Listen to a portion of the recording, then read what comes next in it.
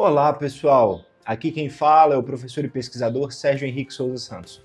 Mais uma vez estamos aqui para o nosso quadro Evangelho com Ciência e Espiritualidade, sempre tentando conectar estudos científicos do mundo moderno com os ensinamentos do Evangelho de Jesus. Hoje nós vamos falar um pouco sobre a obsessão. O que é obsessão? E as curas, como podemos trabalhar para melhorar ou nos livrarmos de tais quadros obsessivos. Para iniciarmos a reflexão de hoje, façamos a nossa prece de abertura. Senhor Deus, que a Tua luz possa se fazer presente em nosso coração, mente e ao redor de nós, aonde estivermos. Abençoe a cada um que nos acompanha, envie os Teus anjos e mentores e que juntos consigamos aprender, crescer e fazer o bem, Senhor. Abençoe e ilumine para que as nossas atividades reflitam a Tua luz e uma evolução constante. Que assim seja. Muito bem. Hoje, para a primeira reflexão, nós vamos ler o Evangelho de Jesus, segundo Lucas, comentado por Emmanuel e psicografado por Chico Xavier. E o tópico de hoje é Lucas, capítulo 8, versículo 30. Perguntou-lhe Jesus: qual é o teu nome? E ele disse: Legião, porque tinham entrado nele muitos daimones. Um livro diferente. Atendendo ao trabalho de desobsessão nos arredores de Gadara, vemos Jesus a conversar fraternalmente com o obsesso que lhe era apresentado, ao mesmo tempo que se fazia ouvido pelos desencarnados infelizes. Importante verificar que, ante a interrogativa do mestre, a perguntar-lhe o nome, o médium, consciente da pressão que sofria por parte das inteligências conturbadas e errantes, informa chamar-se Legião. E o evangelista acrescenta que o obsidiado assim procedia, porque tinham entrado nele muitos demônios. Sabemos hoje, com Allan Kardec, conforme palavras textuais do codificador da doutrina espírita, no item 6 do capítulo 12, Amai aos vossos inimigos, que o Evangelho segundo o Espiritismo, que esses demônios mais não são do que almas dos homens perversos que ainda se despojaram dos instintos materiais, que ainda não se despojaram dos instintos materiais. No episódio, observamos o Cristo entendendo-se de maneira simultânea com o médium e com as entidades comunicantes, na benemérita empresa do esclarecimento coletivo, ensinando-nos que a desobsessão não é uma caça a fenômeno, e sim um trabalho paciente do amor conjugado ao conhecimento e do raciocínio associado à fé. Seja no caso da mera influenciação ou nas ocorrências da possessão profunda, a mente medianímica permanece julgada por pensamentos estranhos a ela mesma em processo de hipnose, de que apenas gradativamente se livrará. Daí ressalta o imperativo de vulgarizar a assistência sistemática aos desencarnados prisioneiros da insatisfação ou da angústia, por intermédio de equipes de companheiros consagrados ao serviço dessa ordem que, aliás, demandam paciência e compreensão análogas às que caracterizam os enfermeiros dedicados ao socorro dos irmãos segregados nos meandros da psicose, portas adentro dos estabelecimentos de cura mental. Que assim seja. Para vocês verem que desde a época de Jesus, muito claramente, existe obsessão. Desde que o homem é homem, os irmãos que desencarnam, e nós mesmos, com certeza, em diferentes momentos desencarnados, com as nossas más tendências que até hoje ainda possuímos, mas quando nós estamos no nosso ápice de desejos, vontades e de insaciações do que a matéria pode nos oferecer e desencarnamos, o perispírito leva consigo todas aquelas vontades e desejos, mesmo não sendo capaz de saciar da forma tradicional. Então, o que normalmente esse apego a esses desejos leva a esse irmão desencarnado a fazer?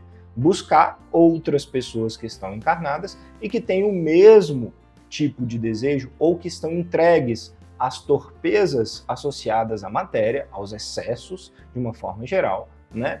E buscar sugar energias. Aquela energia não o satisfaz completamente, mas é a forma mais próxima dele absorver e sentir um pouco da energia do que ele sentia enquanto estava encarnado.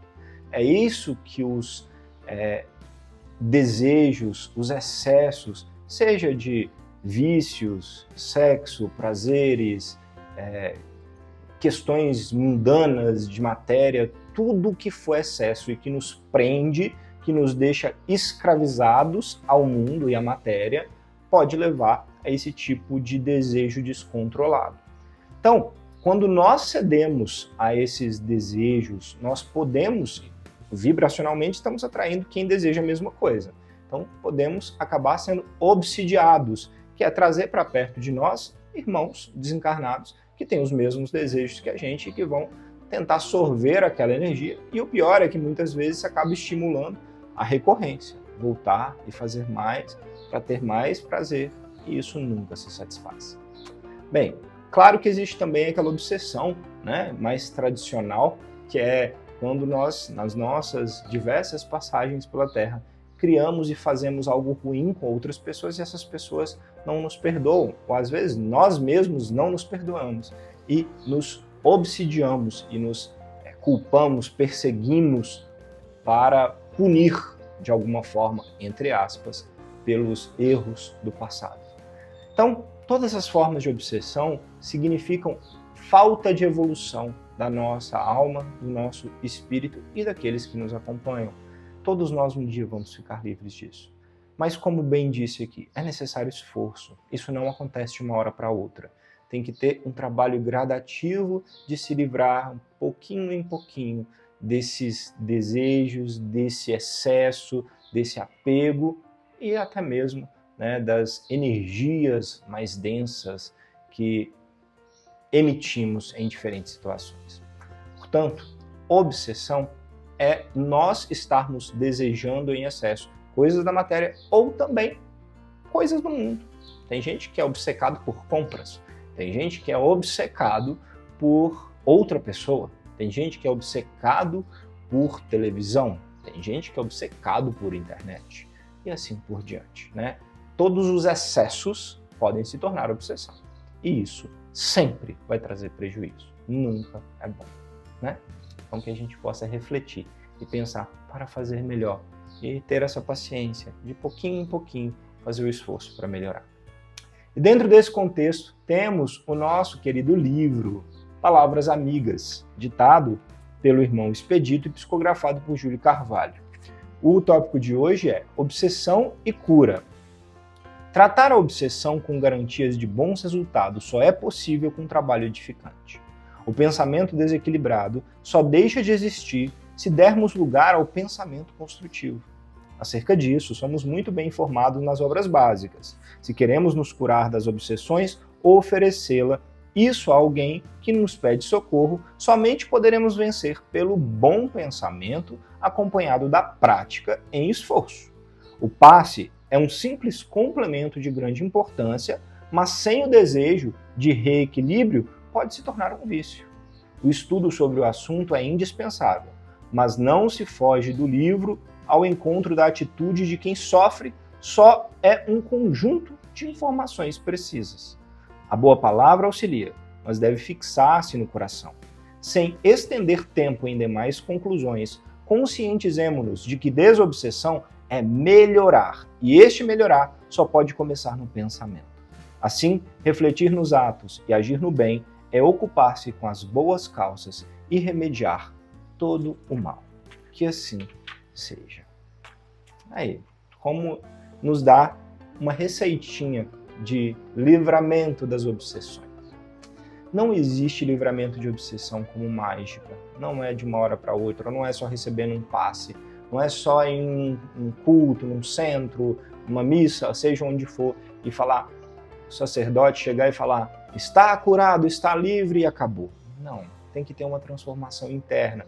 Esses passos, essas energias podem gerar um alívio momentâneo, auxiliar com certeza, mas não é a cura. A cura, ela é íntima, ela é a melhoria da alma, é a nossa evolução, é o para que nós estamos aqui. E para isso é necessário, como disse bem o irmão Expedito, curar e controlar os nossos pensamentos, primeiramente, para que mudemos o foco, né? Passemos a mudar a chavinha na hora que vier aquele comportamento e pensamento obsessivo e começar a agir, fazer coisas para se ocupar no lugar daquela obsessão. Então é um trabalho de formiguinha, exige esforço, vai ter quedas, haverão recaídas, mas a gente tem que persistir, porque é assim que a gente se livra. A gente está aqui para evoluir, não existe outro caminho na existência da alma que não seja a evolução. Por bem ou por dores, digamos assim, né? A gente pode fazer um esforço para o amor e para o bem, ou passar por dores para fazer essa mudança. Portanto, façamos o nosso melhor.